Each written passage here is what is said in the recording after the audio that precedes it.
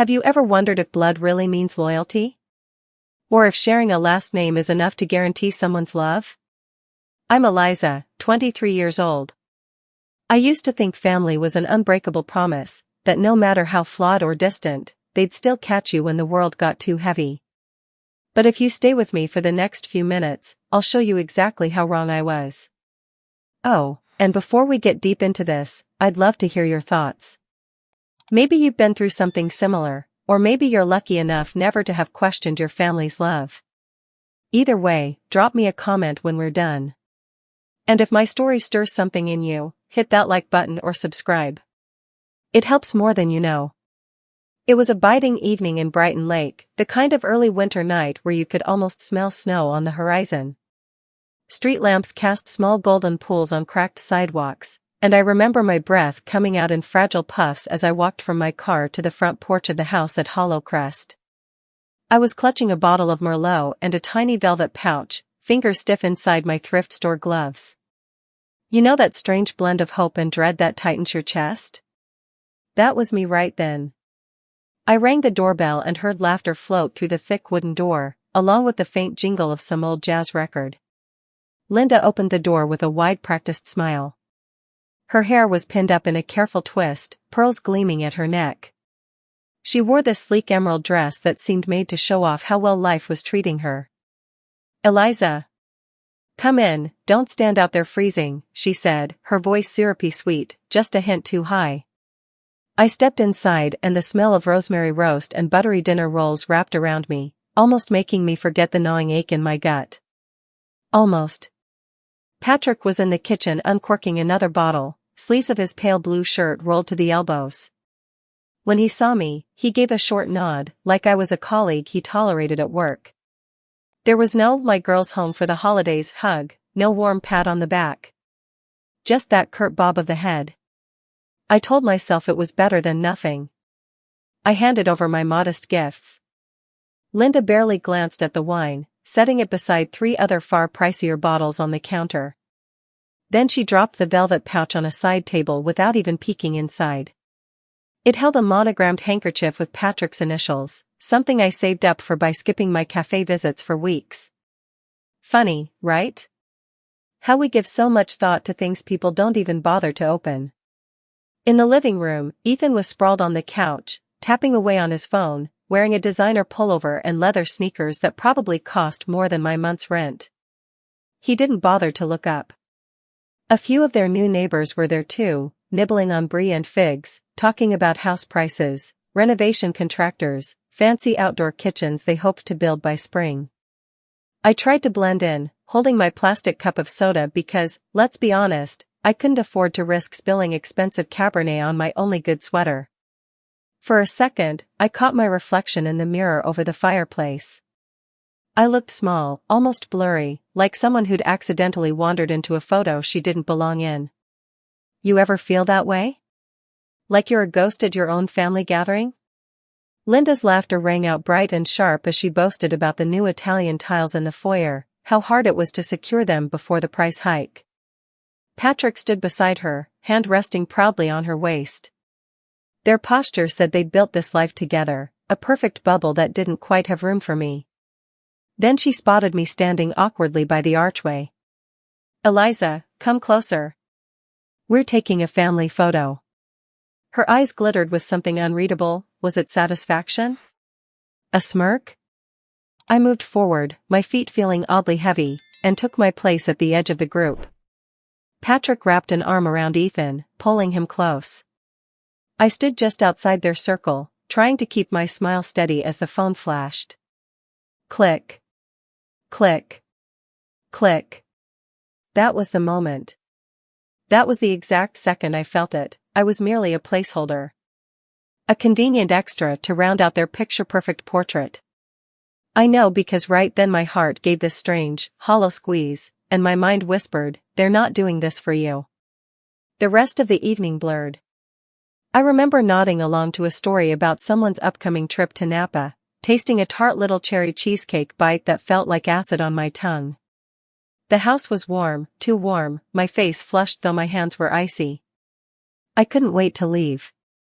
As I stepped back into the night, the cold felt like a mercy, snapping me out of that claustrophobic illusion. Driving home to my small rented studio on the other side of Brighton Lake, the dashboard lights cast a dull glow on my knuckles gripping the wheel. I thought of that family photo, of Linda's hand on my shoulder, of Patrick's polite smile. I wondered, if strangers saw that picture, would they believe we were happy? Would they ever guess the truth? I pulled into my cracked little driveway and just sat there, engine ticking, headlights catching on the wilted bushes by my steps. That's when my phone buzzed with a message that would change everything. It lit up the dark car interior like a tiny spotlight. It was from Grandma Rose. Just a simple text, in town for the holidays. Can't wait to see how you've settled into the new house. Love you. I stared at the words. New house?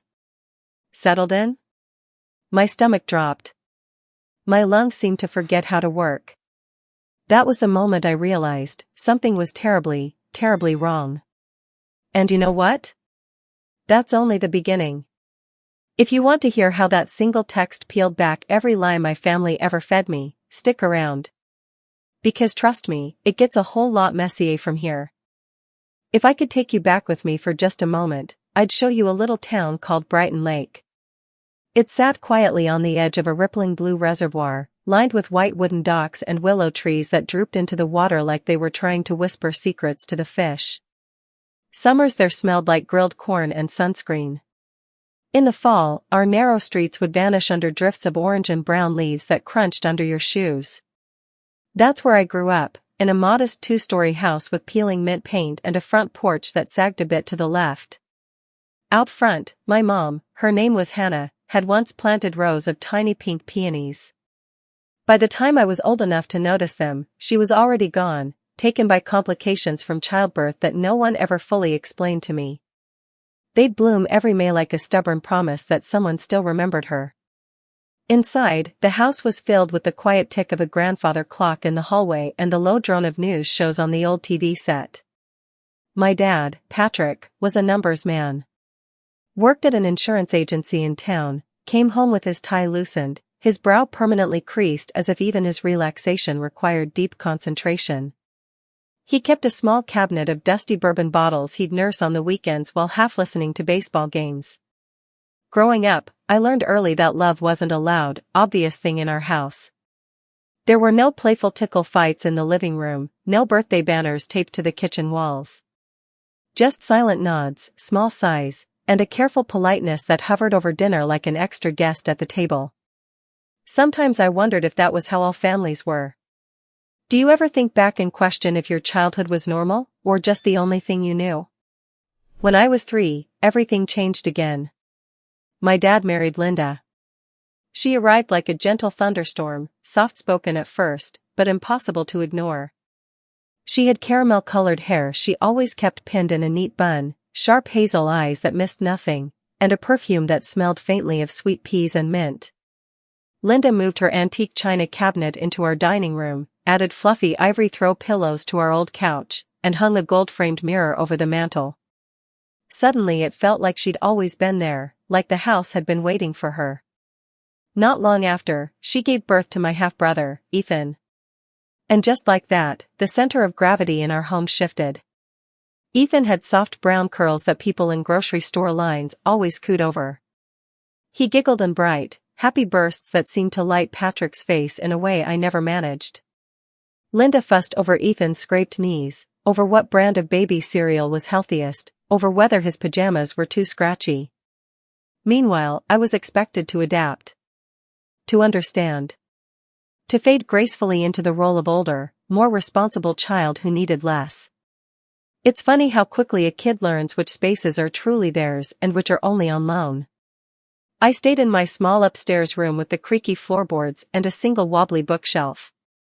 I taped up pictures from magazines, sunny cottages in France, city skylines glowing at night, places that felt like escape hatches from my ordinary world.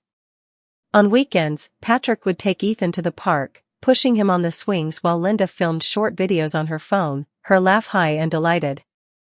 I'd watch from my window sometimes, wondering if it was petty to feel left out. Maybe it was. But it still hurt. Holidays were their own special brand of awkward. When Ethan turned 5, Linda threw him a pirate-themed party. Our backyard was dotted with little paper sails, there was a chocolate fountain on a wobbly card table, and they even hired a local teen to dress up with an eye patch and plastic sword. I helped tie balloons to the fence. My dad patted me once on the shoulder and said, "Good job, Eliza. Keep helping your stepmom. Makes things easier." When I turned 8 that same year, my birthday came and went with a grocery store sheet cake and a quick candle blow at the kitchen counter. Linda told me with a bright smile, "We're saving up for some house repairs, you know how it is." I nodded. Of course I did. By then, I was already learning how to swallow disappointment without letting it show on my face. Looking back, I don't think it was always intentional. Patrick was tired, Linda was busy, Ethan was just a kid. But day by day, the message settled deep into my bones. I was extra. An accessory. Convenient to have around when needed, easy to overlook the rest of the time. Sometimes I wonder if you'd have recognized me back then. I was this small, skinny girl with scraped shins and tangled ponytails, usually found curled up with library books under the porch light. I'd read stories about fierce daughters who tamed dragons or clever girls who saved entire kingdoms.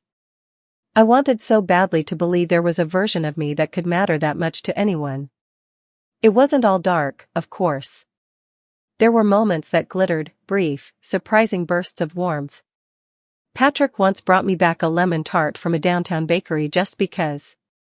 I still remember how tart the filling was, how powdered sugar dusted my fingertips. Linda helped me sew a crooked little Halloween costume one October when the school decided last minute to throw a party. Those small kindnesses burned extra bright precisely because they were rare. But under it all, there was always this low hum of loneliness. Like standing outside a window on a snowy night, peering in at a cozy living room you weren't quite invited to enter. And yet, I kept hoping. Isn't that strange? No matter how many times reality nudged me, I kept thinking maybe tomorrow would be the day my dad would look at me with pride, or Linda would call me honey without it sounding forced. Of course, that hope would turn out to be the cruelest part of all. Because it made the truths that came later cut so much deeper. You want to hear how it all unraveled? Stick with me. The real cracks in our family story were just starting to show. Growing up under the same roof as Ethan was like watching a private festival happen every single day, just one I wasn't invited to. I don't mean he was cruel. He was a kid, living out the role our parents wrote for him. Linda hovered around him like a mother bird fluffing her prize chick. She'd ruffle his curls, fuss over whether his shoes pinched, buy him comic books and mini chocolate croissants from that overpriced patisserie on Main Street just because he happened to like them. Meanwhile, I was expected to be sturdy. "You're older, Eliza. You understand things," Linda would say, smiling that tight, polite smile that never quite reached her eyes. Patrick rarely disagreed.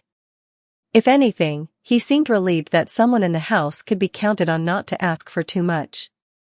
It showed up in little things first. At dinner, Ethan's plate was always the most carefully arranged, chicken breast cut into neat bites, peas sprinkled with shredded cheese the way he liked. Mine was served plain, as if by the time they reached me, the energy for extra care had run out.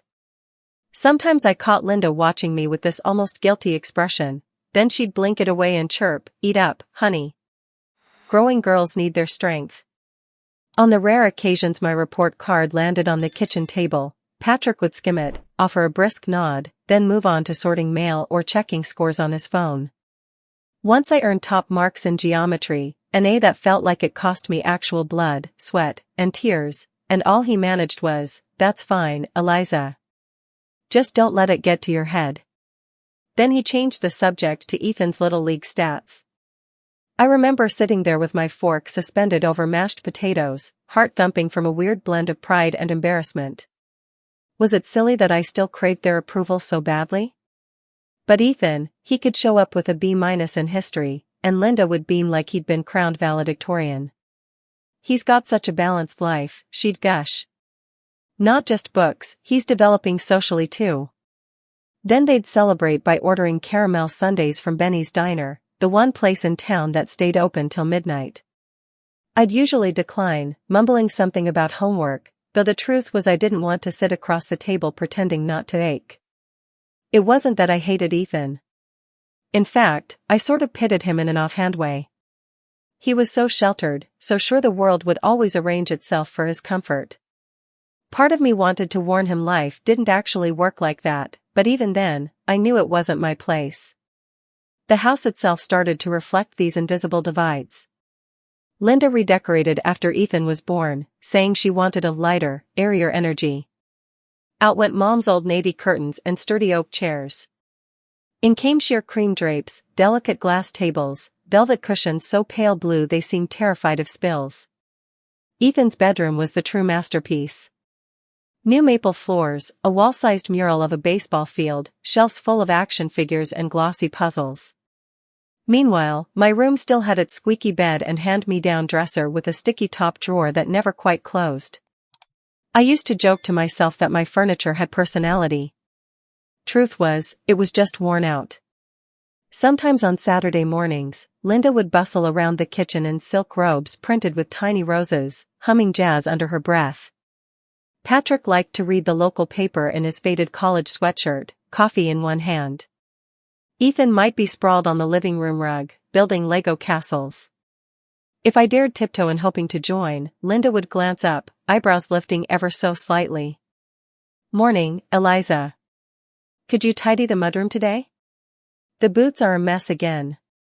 I know it sounds petty, mudrooms, mashed potatoes, mismatched curtains. But these small things added up. They became proof. Evidence I couldn't argue with that I wasn't really stitched into the fabric of their family the same way Ethan was. There was one afternoon that stands out sharper than the rest. Patrick had just come home with a slick new bike for Ethan, complete with glinting silver spokes and a little digital speedometer on the handle. Ethan was beside himself with excitement, hopping from foot to foot on the driveway. I watched from the porch steps, pulling at a loose thread on my cuff, trying to smile so it wouldn't show how much my chest hurt. Patrick clapped Ethan on the shoulder, pride all over his face, then turned to me and said, "Why don't you help your brother practice? You're good at being patient." That was it. No explanation why I hadn't ever gotten a new bike, no thanks for how many chores I quietly picked up so Linda could focus on Ethan. Just a casual assignment, like it was obvious my biggest contribution to the family was making sure Ethan's experience was smooth. Looking back, I realize it wasn't simply about things. It was about where love was invested, about whose milestones were celebrated and whose were quietly brushed aside. Do you ever wonder how much of who you are was molded by the people who neglected to notice you? Despite everything, I still kept hoping. I'd think maybe once Ethan got older, Linda would have space in her heart for me too. Or Patrick might finally see past his daily worries to say, "Eliza, I'm proud of the woman you're becoming." Even now, saying it out loud sounds a bit pathetic. But I was a kid starved for validation, willing to chew on even scraps of affection. Little did I know, all these undercurrents were quietly shaping the person I'd be. The girl who wouldn't dare ask for more, who'd apologize for taking up space, who'd sit through family dinners with a hollow smile just to keep the peace. And trust me, all of this, the tilted plates, the loaded silences, the casual dismissals, was only laying the groundwork. The real heartbreak was still waiting for me down the road. It would come dressed as a gift, wrapped in good intentions, then slice right through whatever fragile hopes I'd managed to stitch together. But I'll tell you about that soon. You're not going to want to miss what happened next. When I think back on the small ways my childhood twisted itself around favoritism, it's almost embarrassing how clear it all was. Not through shouting matches or slammed doors, but through quieter cuts. The sort that don't bleed right away, yet somehow leave the deepest scars. I remember one December when I was maybe 7. The air smelled like pine needles and gingerbread, the streets dotted with glowing reindeer figurines. Linda decided to go all out for Ethan that Christmas. She decorated the whole living room in gold ribbons and glass ornaments that chimed delicately whenever someone walked by. Ethan was beaming from the moment he saw the tree. It was twice my height, dripping in lights, with piles of glossy packages stacked beneath. Christmas morning, I sat cross-legged in my flannel pajamas, old ones that were a bit too short at the ankles, watching Ethan tear through shiny wrapping paper. A remote control monster truck. A set of walkie-talkies. A robot dog that barked on command. Each new toy was met with squeals, Patrick's approving grin, Linda's delighted clapping. Finally, Linda handed me a small box wrapped in plain silver paper. My heart did a weird hopeful flip. Maybe they had noticed how I always borrowed books from the town library.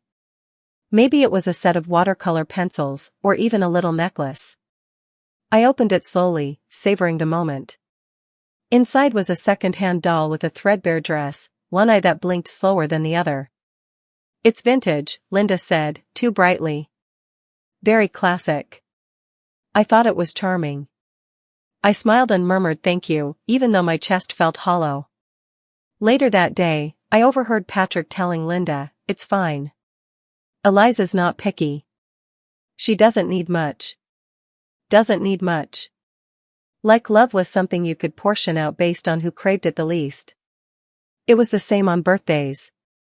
When Ethan turned 10, Linda organized a backyard bash complete with blue and silver balloons tied to every fence post, a hired magician, and trays of mini sliders and peach iced tea.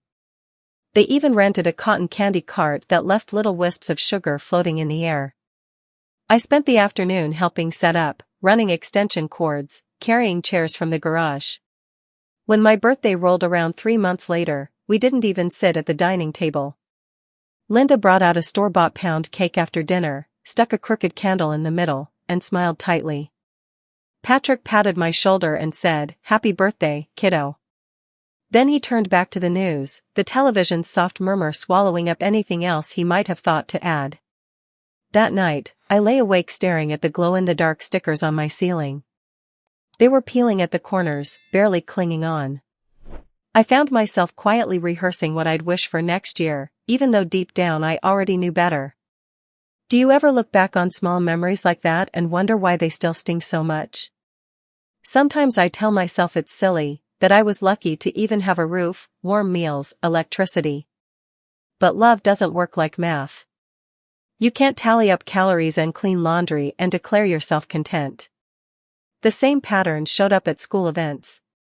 One autumn evening, I brought home a certificate from the county spelling bee. I'd taken second place, which was a huge deal for me. I'd spent weeks memorizing ridiculous words like zeitgeist and phlegmatic. Patrick glanced at it, muttered, "That's nice," then walked off to fix a dripping faucet. Ethan was in the kitchen practicing skateboard tricks down the hall, oblivious. No one thought to ask how the competition went, if I'd been nervous or proud or disappointed. Meanwhile, Ethan once managed to land a wobbly third-place finish in a local soccer scrimmage. Linda nearly burst with excitement, telling every neighbor who'd listened that he was a natural athlete. Patrick took him out for ribs that night.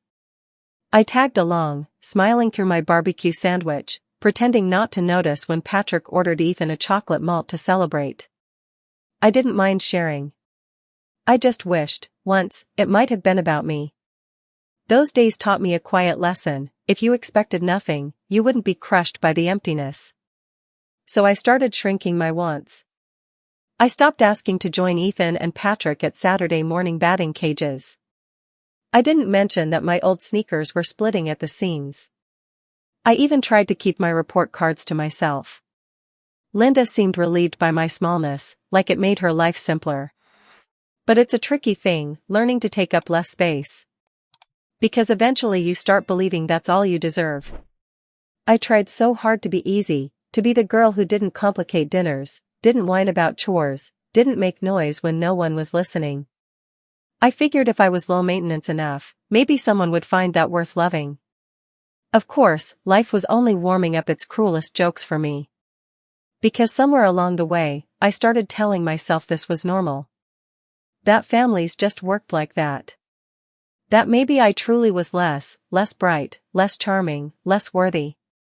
I clung to scraps of affection, like when Patrick absent-mindedly brushed a strand of hair behind my ear once, or when Linda let me lick frosting off a beater. Ridiculous little moments that most kids wouldn't even remember. I cataloged them like treasures. If you're wondering why I'm sharing all these tiny humiliations, it's because they matter. Because when the real betrayal finally slammed into me years later, it wasn't out of nowhere. It was built on these countless small signals, on a lifetime of being gently taught my place. And trust me, the day they confirmed exactly where I stood, it made every quiet slight feel like a chilling prelude. But I'll get to that. You'll see just how deep this story really cuts. I turned 18 on a Thursday.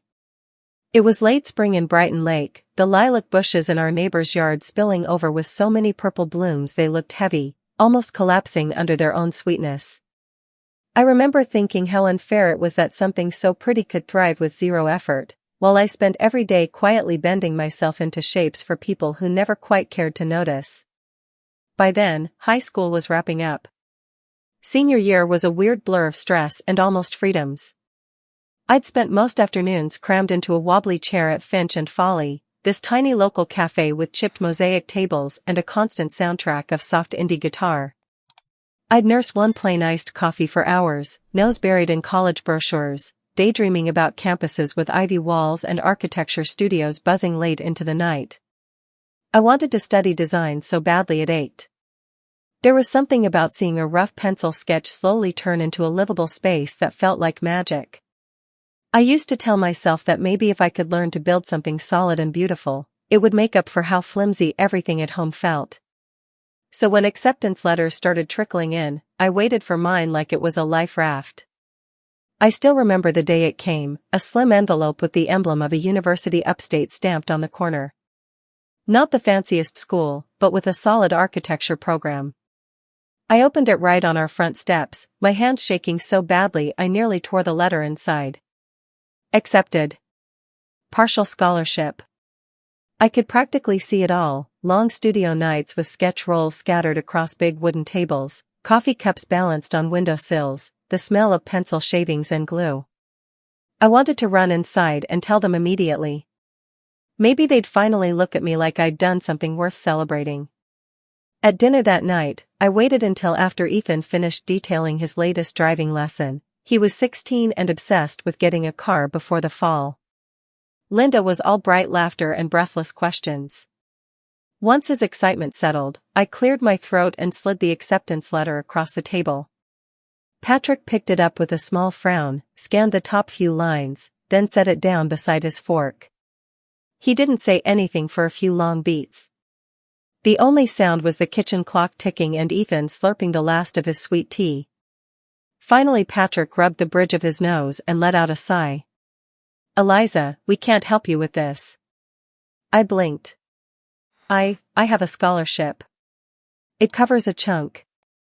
I just need help with the rest. Maybe co-signing for a student loan? Or even just letting me live at home and commute to save money? Linda's lips pressed into a thin line.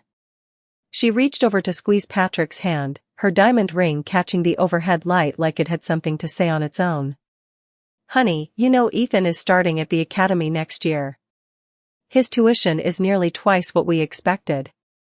Plus, he'll need a reliable car to get there. Her voice was gentle, the way someone might explain to a child why the sky turns dark. It made my stomach churn. Patrick wouldn't meet my eyes.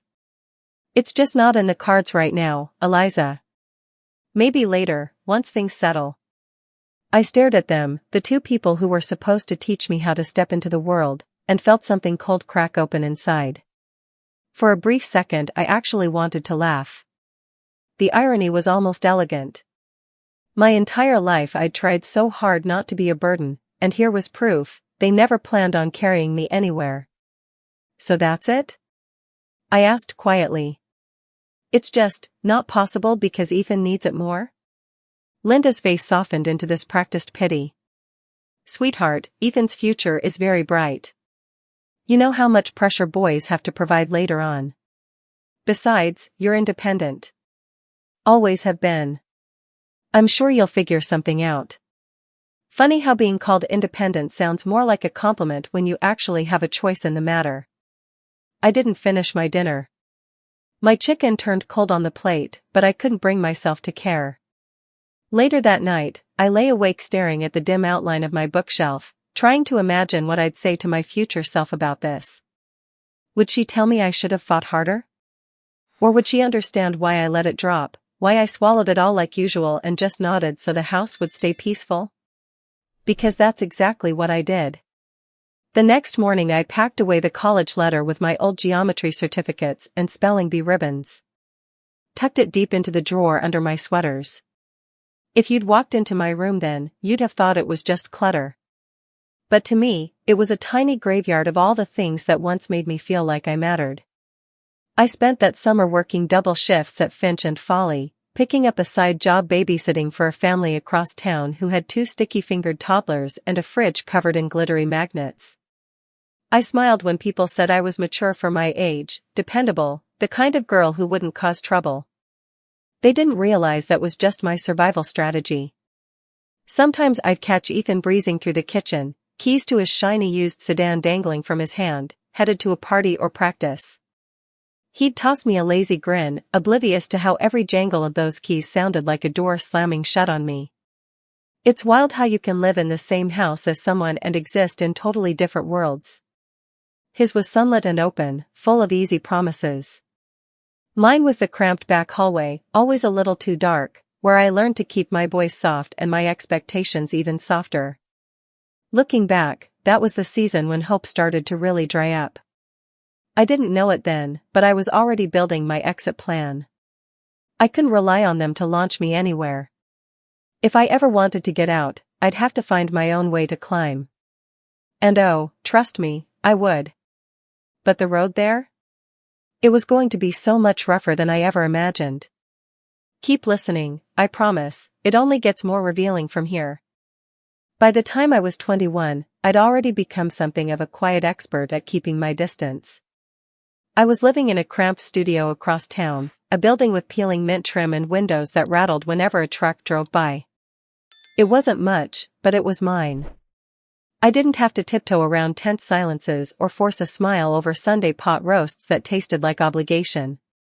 Then one afternoon, I was stacking mugs behind the coffee counter at Finch and Folly, my little side gig after moving on from babysitting, when my phone buzzed. A text from Linda popped up on the cracked screen. Housewarming. 1832 Willow Glen. This Friday at 6. Dress nicely. We'll have neighbors over. No, hope you're well, not even a cheery emoji. Just a command wrapped up in formal courtesy. I stared at it for a good minute. I hadn't even known they were looking for a new house. Part of me wanted to ignore the message completely, to pretend I was busy or that my phone had been off all week. But curiosity has a sneaky way of winning, doesn't it?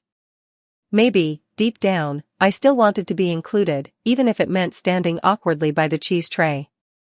That Friday, I left work early and ducked into a second-hand boutique on the edge of Main Street. Found a soft navy dress with tiny white flowers along the hem, a little faded but still sweet.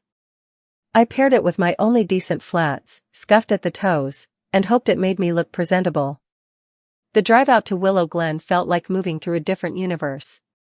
The narrow streets of Brighton Lake gave way to wide boulevards lined with manicured hedges, each house bigger and shinier than the last. Their new place was a cream stucco 2-story with tall windows framed by neat black shutters and a cobblestone path winding up to a polished oak door. Hydrangeas bloomed in perfect clusters along the walkway, the blue so vivid it almost hurt to look at. Linda answered after just one knock. She wore a silky burgundy blouse tucked into cream slacks, gold hoops dangling from her ears. Her hair was blown out in soft waves instead of her usual tight bun. When she saw me, her mouth curved into a practiced smile, the kind you flash for holiday cards. Eliza. You made it. Come in, everyone's just settling in. Inside, it was like stepping into the pages of one of those glossy home magazines I used to flip through at the library. Pale wood floors gleamed under recessed lighting, and a faint vanilla candle scent hung in the air. A sleek gas fireplace flickered beneath a mounted flat screen. Someone had laid out trays of prosciutto rolls, delicate little caprese skewers, and iced cookies shaped like tiny houses.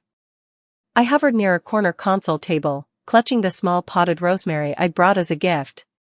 Its spicy scent clung stubbornly to my hands. Patrick walked by in a charcoal blazer, pausing just long enough to give me that familiar tight nod. Then he was off to greet a couple who introduced themselves as the Hendersons, laughing too loudly about property taxes and landscaping bids. Linda led me into the kitchen, gesturing proudly at the marble island topped with tiny bowls of olives and roasted almonds. "Isn't it beautiful? We were lucky to get this place before the market spiked again." Her eyes sparkled, but not at me, more at the imagined envy of whoever she'd be telling this story to next. I forced a smile, murmured something polite. My gaze wandered to a row of framed photographs on the far wall. There was one of Ethan, taller now, arms slung around Patrick's shoulders. Another of Linda and Patrick at a beach resort, bronze and glowing. A third showed Ethan grinning next to a shiny dark sedan with a bright red bow on the hood. None of me, of course. But I'd long stopped expecting it. Just as I was about to slip away to the edge of the room, Linda's voice rose above the hum of chatter. "Eliza, come over here. We're taking a group picture in the den." For a split second, I almost pretended not to hear. But old habits die hard. I made my way over, heart sinking as Linda positioned me carefully beside Ethan, her hand light on my back. Patrick stood next to Ethan with an arm draped around his shoulder. I stayed slightly to the side, trying to arrange my face into something pleasant. The camera flashed once, twice. In that instant, it hit me. I wasn't in this picture because I belonged. I was there because I completed the illusion. To anyone looking later, it would seem like we were a perfectly knit family celebrating new beginnings together. You ever realize in the middle of smiling that your heart is absolutely nowhere in it? Afterward, I wandered out to the patio.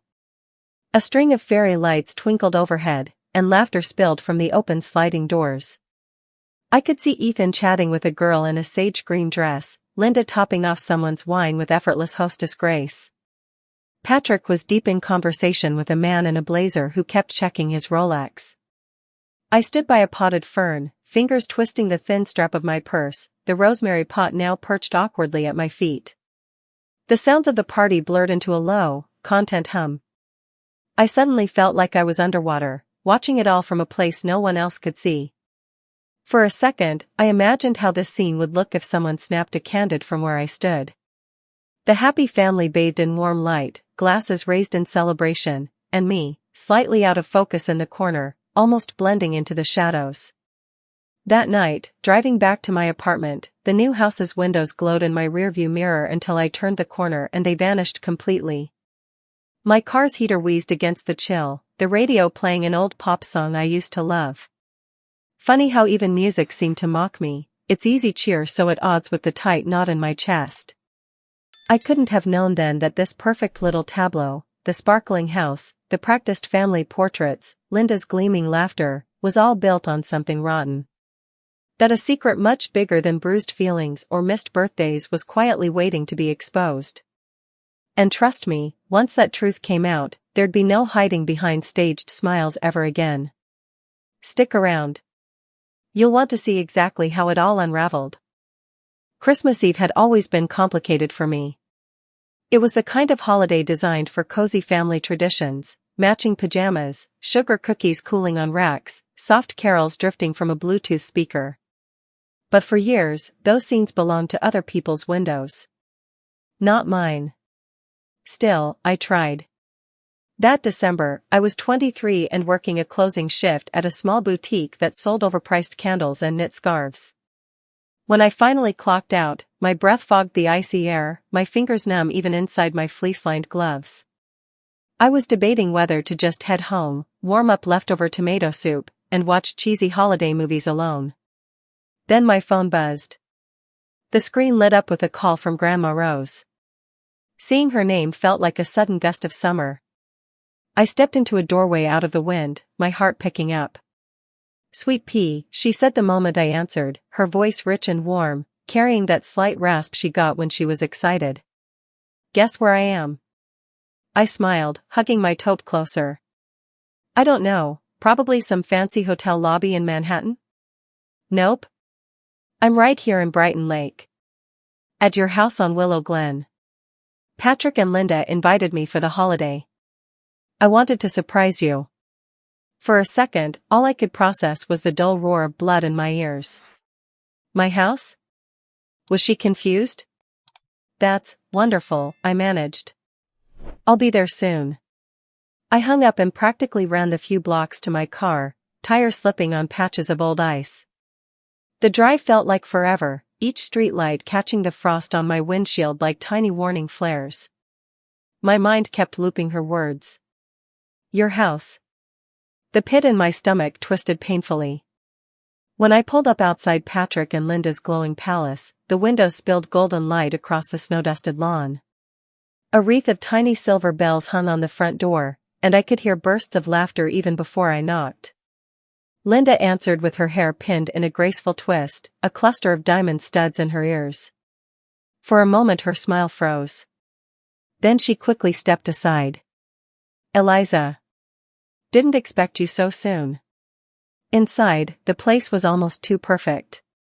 A fire crackled in the sleek stone hearth. A long table was set with cranberry napkins folded like little fans. The scent of cinnamon rolls and baked ham wrapped around me, almost making me dizzy. Ethan was near the fireplace, telling some story with big gestures, cheeks pink with pleasure. Patrick stood close by, one hand in his pocket, glass of Cabernet in the other. Then I saw Grandma Rose. She was perched at the head of the table, elegant in a deep teal sweater, her silver hair swept back, eyes shining like she hadn't aged a day since the last time I saw her. The moment she spotted me, she practically lit up, arms outstretched. There's my girl, she called. When I hugged her, she smelled faintly of rosemary and powder. Isn't this house something? I'm so glad you love it. I pulled back, blinking. Love it? Grandma, I don't live here. I have a small apartment off Maple Lane. Her smile faltered. She looked from me to Patrick, then back again. Darling, what do you mean? This house, this is the one I bought for you. The entire room seemed to shrink. Ethan shuffled closer to the fireplace. Linda reached out as if to grab Patrick's arm but stopped short. Patrick's face drained of color, the tips of his ears going red. I could feel Grandma's grip tighten on my hand. Eliza, explain. Didn't Patrick tell you? 2 years ago, I sent him the funds, over 400 grand, to secure this place for you. As a fresh start, to help you settle without worry. It was meant for you, sweetheart. My mouth opened, then closed. I looked to Patrick, hoping for anything, a shrug, a nervous chuckle, some admission that there'd been a mix-up. But he stared at the floor, swirling the wine in his glass like he could disappear inside it. Linda cleared her throat, voice trembling just slightly. Rose, it's been complicated. Eliza wanted her independence. She insisted on getting her own place. Ethan needed a stable environment for his studies, you understand how boys are at that age. Linda, Grandma's voice was suddenly like steel wrapped in velvet. Did Eliza ever say she didn't want this house? Silence. The only sound was the faint ticking of the grandfather clock in the foyer, each second landing heavy. Finally I shook my head. No, Grandma. I didn't know. I've been working retail, splitting rent with a roommate. I thought they just didn't have money to help me. Grandma Rose stood up so quickly her chair scraped against the floor. She rounded on Patrick. You took the money I sent for my granddaughter's future and used it to play happy family with your wife and son? Do you have any idea how cruel that is? Patrick swallowed hard, still avoiding my eyes. I thought it would be best for everyone. Eliza's always been self-sufficient. Ethan needed. Ethan needed? Grandma's laugh was short and sharp. This house was never for Ethan. I trusted you to do right by your daughter. Clearly, that was a mistake. I stood there numb, the pieces clicking together in a grotesque little puzzle. All those family photos, all those awkward invitations to pose by the new fireplace, those weren't about including me. They were a stage set for Grandma. Proof that I was thriving, that her money had gone exactly where she hoped. Funny how betrayal can be so well decorated, draped in tinsel and warm candlelight. Grandma turned back to me, eyes fierce and soft all at once. Pack a small bag, Eliza. You're coming back to New York with me tonight. We'll fix this together. I couldn't even form words. I just nodded, tears stinging the corners of my eyes. Linda pressed her lips tight, her hand resting on Ethan's shoulder. Patrick still didn't look up. As I stepped outside, the cold night air hit me like a splash of water. The snow underfoot glittered under the streetlights. From inside, I could hear faint laughter as someone tried to fill the silence we'd left behind. Part of me wanted to scream, to demand they apologize, to somehow reclaim everything they stole from me. But another part, the bigger part, just felt oddly calm. Because for the first time in years, I knew exactly who was truly in my corner. And oh, this was only the beginning of how my life would finally start to change. Stick with me. The next chapter? It's something I never even dared to dream. That night felt like it happened in borrowed time, like I was floating above my own life watching it unfold. After Grandma Rose led me out of Patrick and Linda's picture-perfect house, I climbed into the back seat of her sleek silver sedan. The leather was warm, carrying hints of her favorite lavender hand cream. For a second, I just pressed my forehead to the window, letting the glass cool the heat in my cheeks. The driver, Harold, he'd worked for Grandma for years, gave me a gentle nod in the rearview mirror. It's good to see you again, Miss Eliza. I tried to smile but it came out wobbly. Grandma patted my knee, her rings cool against my jeans. Don't worry about a single thing tonight, darling. We'll stay at the Oakview Hotel, sort everything out in the morning. As we pulled away, I glanced back at the house. Its windows glowed softly under wreaths of fairy lights, a thin dusting of snow frosting the roof. You know, it struck me then how deceptive warm light can be. It promises comfort, belonging, even love. But sometimes all it does is hide the cracks. At the hotel, Grandma didn't fuss with the fancy suite she usually reserved. Instead, she booked 2 adjoining rooms on a quiet floor overlooking the park. I think she knew I needed closeness more than any luxury. She insisted we order room service, grilled cheese on thick sourdough with tiny cups of tomato bisque. I hadn't realized how hungry I was until the first bite. I nearly moaned, the cheese pulling in soft strings, the soup perfectly tangy. Grandma watched me eat with an expression that was somehow both proud and heartbroken. When I finally slowed down, she reached over and brushed a crumb from my chin. You've been carrying far too much alone, haven't you? Her voice was gentle but edged with something sharper. I can't tell you how sorry I am. For trusting Patrick with you. For staying away so long. I swallowed hard. It's not your fault. You were busy building your business, your life. You couldn't have known. But I should have checked more closely, she insisted, her brow knitting together. I thought sending money, visiting when I could, was enough. Clearly, it wasn't. Her regret made something loosen in my chest. It was the first time in so long someone actually wanted to shoulder part of the blame, instead of handing it all to me for being too sensitive, too demanding, too much. That night, I lay in the plush hotel bed under a heavy comforter, staring at the ceiling fan spinning lazily overhead. From the adjoining room, I could hear the soft murmur of Grandma's TV, some old black and white mystery film. It was oddly soothing.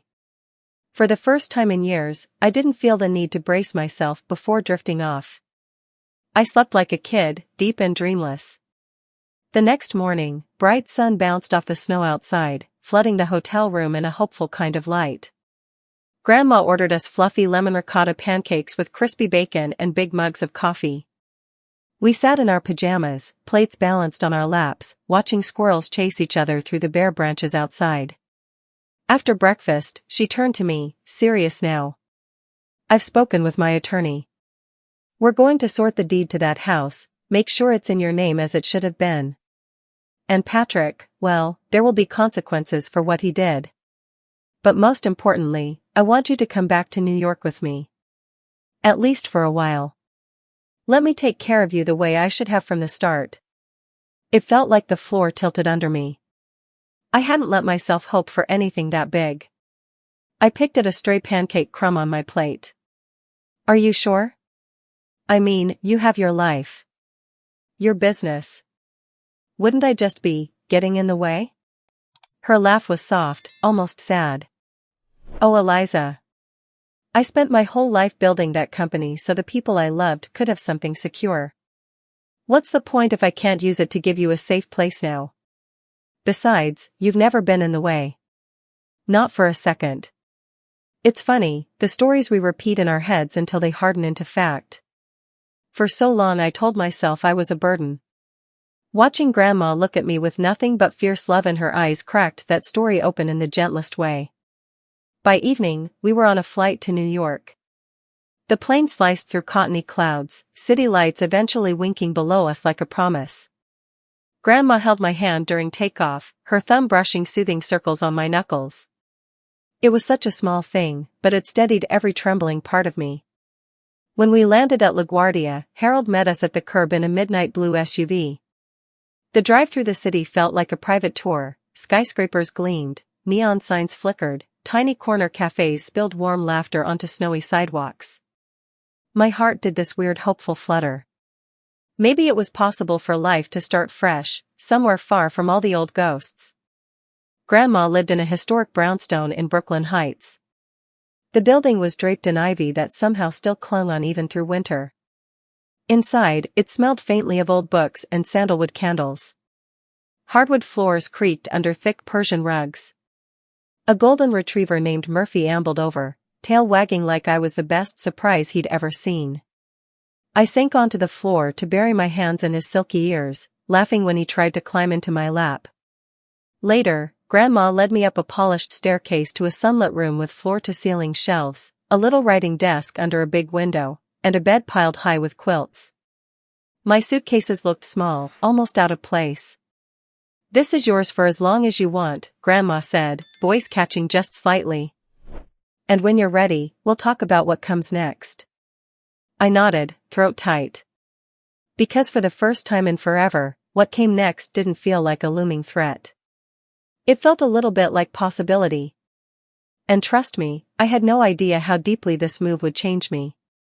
But that's another piece of the story, one that's tangled up with new dreams, new hurts, and a strength I didn't know I had. I'll tell you exactly how it unfolded if you keep listening. Settling into Grandma Rose's brownstone felt like stepping into a life I'd once only let myself imagine on quiet afternoons. The mornings in Brooklyn were sharp with cold, steam rising from grates in ghostly plumes. Sometimes I'd wake before dawn just to pad barefoot down the hall, wrap myself in one of Grandma's oversized cardigans, and watch the city slowly glow awake through my window. There was a small cafe on the corner called Bellflower Brew. I started going there a few times a week, partly for their impossibly good hazelnut lattes, partly because it was the kind of place where people lingered over sketchpads and laptops without anyone rushing them out. I'd sit by the frosted window, scribbling thoughts into a battered journal, letting the noise of milk steamers and low jazz fill the spaces that once only held my worries. One afternoon, maybe a month after I'd arrived, Grandma slid a manila envelope across the kitchen table while we shared a leftover strawberry tart. Her bright red reading glasses sat perched on her nose. She didn't say anything, just gave me a little nod. I pulled out a neat stack of forms, applications to design schools around the city, along with pamphlets from a community college that had a fantastic pre-architecture program. I stared at the papers so long the text started to blur. Finally I looked up, voice catching. "Are you sure? I mean, we just got everything stable. What if I disappoint you? What if I start and fail again?" Grandma reached across, covering my hand with hers. Her rings were cool and solid, grounding me. "Sweet pea, listen to me carefully. The only way you'd ever disappoint me is by believing the small story your father wrote for you. You're not just meant to survive. You're meant to grow, to build something for yourself." It's funny. For years I'd rehearsed how unworthy I was, how I needed to be low maintenance so no one would regret keeping me around. Having someone so completely refuse that script on my behalf, it cracked me wide open. So I took the plunge. I enrolled part-time that spring, starting with foundational design courses at the local college while Grandma's accountant helped sort out the funds from selling the old house in Willow Glen. I didn't even feel angry about it anymore. That house was never a home to me, only a stage. Using it to finally build something real for myself seemed like the best revenge possible. My first semester was harder than I'd let on. I was older than most of the kids in my drawing classes, less quick with digital tools, more hesitant to share my rough sketches. But every evening I came home to Murphy's wagging tail and the warm clutter of Grandma's kitchen, pot holders decorated with tiny lemons, open cookbook smeared with sauce, the TV murmuring some baking show in the background. It was enough to remind me I wasn't alone. Once, around midterms, I stayed up until 3 a.m. trying to finish a model of a community library concept. My fingers were sticky with dried glue, the miniature foam board walls kept listing to the side, and I was so close to tossing the whole thing in the trash. Grandma shuffled in wearing slippers and an old varsity hoodie from some long-ago fundraiser. She sat beside me, quietly straightening one of the crooked tiny walls, then said, "It doesn't have to be perfect. It just has to be yours." Do you ever feel like people show up exactly when you're on the verge of giving up? I used to think it was coincidence. Now I wonder if maybe it's the universe's small way of not letting us slip under. A few months later, I landed a part-time internship with a boutique design firm in the city. It was mostly errands at first, organizing sample swatches, delivering mood boards to meetings, but occasionally they'd let me sit in on client sessions. Seeing actual plans bloom into contracts, into site visits, into real rooms people would live and breathe in, it thrilled me in a way nothing else ever had. At night, I'd curl up on the big corduroy armchair in Grandma's library, Murphy snoring on my feet, laptop balanced on my knees. I started sketching ideas for affordable housing layouts, tiny homes that felt big on heart. I wanted to create spaces that felt like an embrace, because I knew all too well what it meant to grow up without one. One evening over roast chicken and garlic potatoes, Grandma poured us each a glass of light red wine.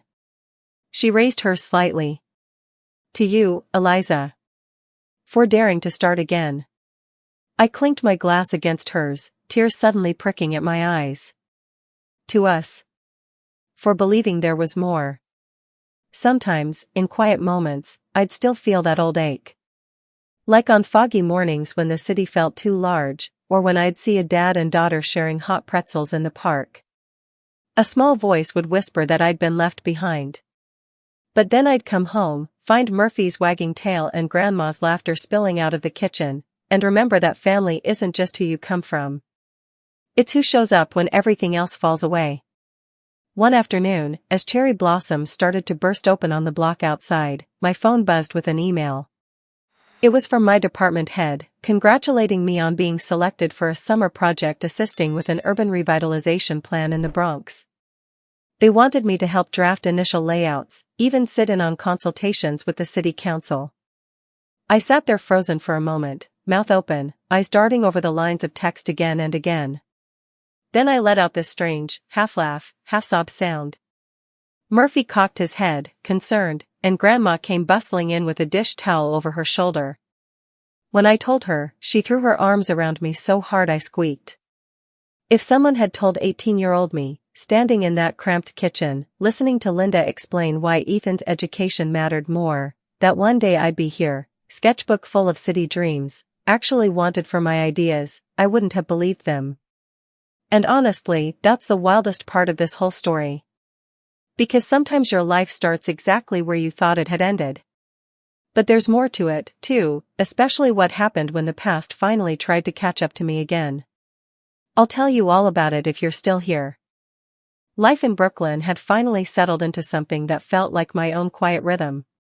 My mornings usually started with Murphy thumping his tail against my bedroom door, eager for a walk down the block to where the corner vendor sold buttery bagels out of paper sacks. I'd stroll under budding trees, sipping cinnamon coffee, feeling more like myself than I ever had. Classes and my internship kept me busy, the kind of busy that left me glowing and exhausted. Some evenings Grandma and I would share leftover rigatoni, watching cheesy home renovation shows on the couch, each of us in our favorite knit throws. It was simple, maybe even a little boring, but for me it was a small, perfect world. So when my phone rang one gray afternoon, unknown number from Brighton Lake flashing across the screen, I nearly didn't answer. Some instincts don't die easy, though. I swiped to pick up, tucked the phone against my ear, and leaned against the kitchen counter. At first, all I heard was shallow breathing. Then came Linda's voice, soft and watery, so different from the crisp, sugary tone she used to wield like a blade. "Eliza, hi. I wasn't sure you'd pick up." I stayed silent, waiting. The old me would have rushed to fill the pause, to smooth everything over. But I'd outgrown that. Linda cleared her throat. "I know it's been a long time.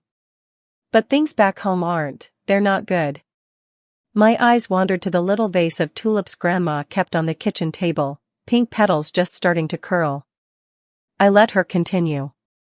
"Patrick lost his position at the agency. Ethan, he's struggling. Took on some debt, fell in with the wrong crowd. We're behind on the rent at this new apartment. The landlord's threatening eviction." Her voice cracked. "We don't know what to do. I thought, maybe you could help. Just a little. You're in such a good place now." A laugh almost slipped out. Not because it was funny, because it was painfully familiar. How quickly they could look to me when things fell apart, when it served them. I closed my eyes. "Linda, do you remember telling me when I was 18 that Ethan's future had to come first? That I'd figure things out because I was independent?" She let out a fragile little sound. "I didn't mean." "You did. And you were right about one thing. I did figure it out. Without any of you." For a moment all I could hear on her end was the hum of an old refrigerator. Then she whispered, "We're still family, Eliza. Family helps each other. Isn't it strange how people will weaponize that word when it suits them? I used to believe that family was this unbreakable safety net. Now I understood it was only strong if everyone was willing to hold their part." I let out a long breath. "Linda, I wish things were different for you. Truly. But I spent years scrambling to be enough for all of you while you invested everything into Ethan. I can't bail you out now. It's not my job to fix choices you made." Her breath hitched. I imagined her sitting on some second-hand couch in that cramped apartment she'd probably once complained was beneath her, staring at a phone that finally refused to serve as her lifeline. After we hung up, I stood in the kitchen for a long while. The late afternoon sun broke through the clouds, spilling warm light across the tiles. Murphy trotted in, nudged my calf with his cold nose. I scratched behind his ears, grateful for his uncomplicated love. Was I cruel for saying no? Some nights I still rolled that question around like a marble in my mouth. But I always landed in the same place. You can't heal by pouring into the people who once taught you were empty. A few days later, I told Grandma about the call while we folded laundry together. She was smoothing a blue-striped dish towel over her knee, hands moving with practiced calm. "She had a choice once, you know," Grandma said quietly. "Several, actually. She chose Ethan. Chose comfort over fairness. Now she's facing the bill for it." I nodded, biting my lip. "I still feel guilty." "That's because you're good, Eliza. But don't confuse compassion with obligation. You have your own life to nurture. Don't bankrupt your soul trying to save people who never planted anything in you." Her words were gentle but they struck deep. I found myself blinking fast to keep tears from spilling. Later that night, I sat at my little desk under the window. The city outside was alive with weekend laughter and car horns. I thought back to all the dinners I'd cleared without being asked, the birthdays passed over with murmurs about tightening belts, the way Patrick's eyes always seemed to glaze over when I started talking about my dreams. I used to think I'd feel vindicated one day. That they'd come crawling back and I'd finally stand tall, having proven my worth. But standing here now, free from that old ache, I realized vindication wasn't the point. Peace was. And I was finally starting to taste it.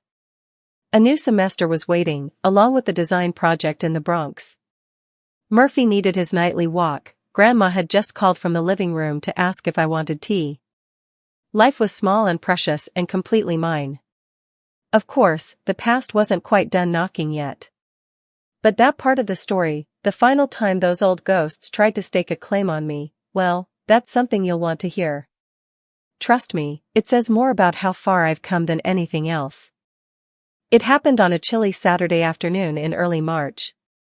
The kind where the sky threatened snow but couldn't quite follow through, leaving everything under a damp, moody gray. I had just finished browsing a tiny art supply shop near Clinton Street, my tote bag rustling with new pencils and a fresh pad of textured paper. There was a promise of spring in the window boxes outside, tiny daffodil shoots poking through clumps of leftover soil. I was pulling my scarf tighter when I spotted him. Ethan. Standing across the crosswalk, hands jammed into the pockets of a thin windbreaker, eyes darting around like he was half expecting someone else.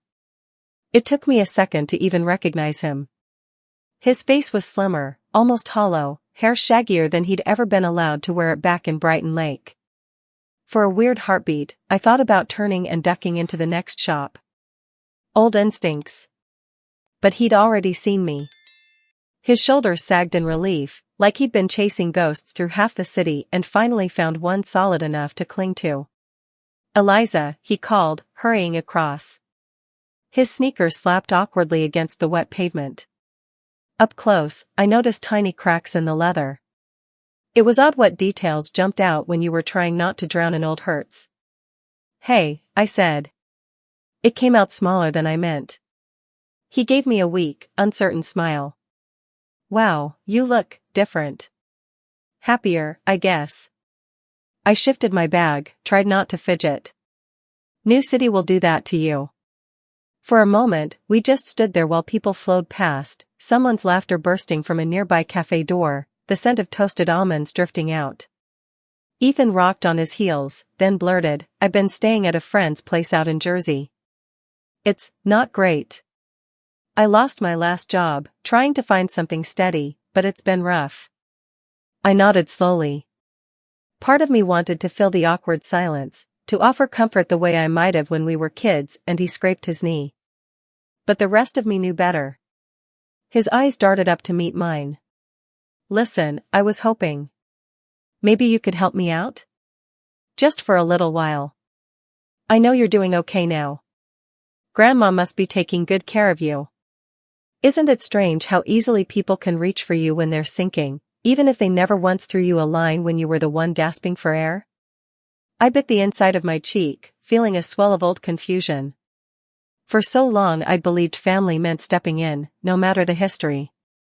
But standing there, the Brooklyn streets bustling around us, I realized how tired I was of believing that meant I owed them pieces of myself I'd finally started to mend. Ethan, I said, careful to keep my voice steady. I really do hope things turn around for you. But I can't be the person to fix this. He blinked, mouth opening, then closing again.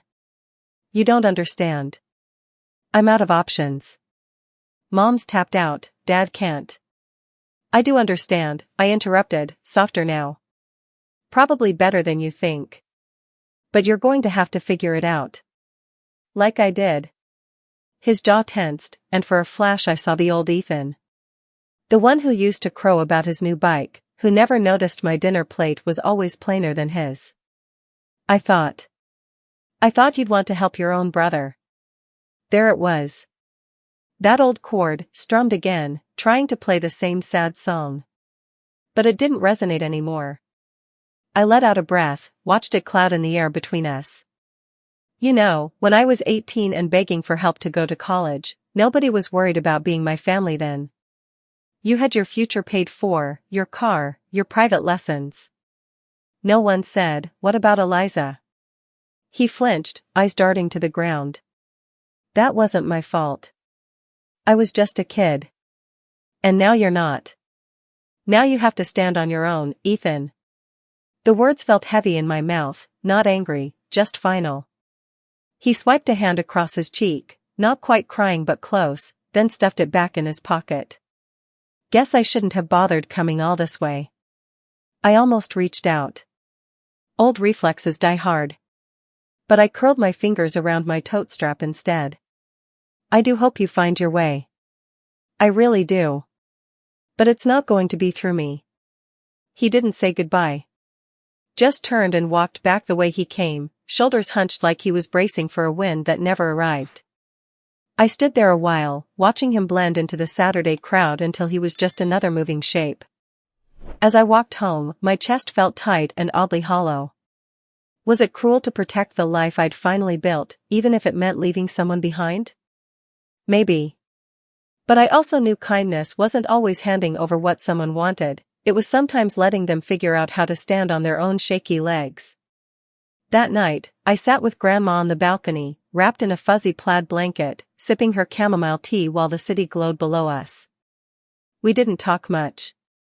She just rested her hand over mine, her thumb tracing slow circles, reminding me without words that I wasn't heartless for setting a boundary. Just human. Just healing. The past still had a habit of sending ripples through my calm. But each time, it disturbed the water a little less. And in the distance, beyond all the echoes of who I used to be, something new and bright was still waiting to unfold. I'll tell you about that next if you're curious. Trust me, it's where the real light finally started to break through. 2 years have slipped by since that Christmas when Grandma Rose pulled me out of the ruins of a life I thought was all I'd ever get. Funny how time moves differently when your heart finally feels safe, days no longer weighed down by dread, seasons unfolding without that constant ache in your ribs. Brooklyn has turned out to be more of a home than Brighton Lake ever was. The brownstone buzzes with small comforts. Murphy still greets me each evening like I've been away for years, spinning in clumsy circles, tail whacking the doorframe. Grandma's cooking experiments fill the kitchen with competing scents, sometimes it's rosemary bread, sometimes something ambitious that ends up burned, and we just laugh, order Thai takeout, and chalk it up to the adventure. I'm in my final year at the design program now. Who would have thought? Me, the girl who once tucked college brochures under her mattress because hope felt too fragile to leave out in the open. Now I spend my days poring over blueprints, adjusting lines, learning how to bring quiet spaces to life. Last month, my instructor pulled me aside after class, laid a hand on my shoulder, and said, "Eliza, you've got the eye. Don't let anyone convince you otherwise." I think I floated all the way home. The internship at the urban design firm morphed into a real part-time position. I helped draft proposals for community projects, like renovating old laundromats into resource centers with study corners and little cafes. The idea that I could build places that might hold someone else's small moments of comfort, it lights me up in a way nothing else does. Sometimes after work, I stop by Bellflower Brew, the cafe where I wrote all my hesitant first sketches. They know my order by heart now. An oat milk cappuccino with a drizzle of honey. I sit by the same window with its chipped paint ledge, watching people hustle by, kids in neon backpacks, couples sharing headphones, old men arguing over chess on the bench across the street. There's a quiet kind of joy in just witnessing all that unremarkable life. I didn't used to notice it. I was too busy shrinking myself down to fit into places that never wanted me whole. Ethan? Patrick? Linda? We're not in touch. I get the occasional update through town gossip that somehow winds its way to Grandma. Last I heard, Ethan was bouncing between jobs, still chasing shortcuts. Patrick might have lost the last bit of his retirement trying to keep up old appearances. It should make me angry. Maybe even smug. But honestly, it just makes me tired. Their story doesn't belong to me anymore. And isn't that a strange kind of relief? The biggest surprise is how my anger has softened into something quieter. Not forgiveness exactly. More like acceptance. I think holding on to the weight of their choices was poisoning me long after I left. Now I can breathe without dragging them behind me. Do you ever catch yourself smiling for no reason? I do.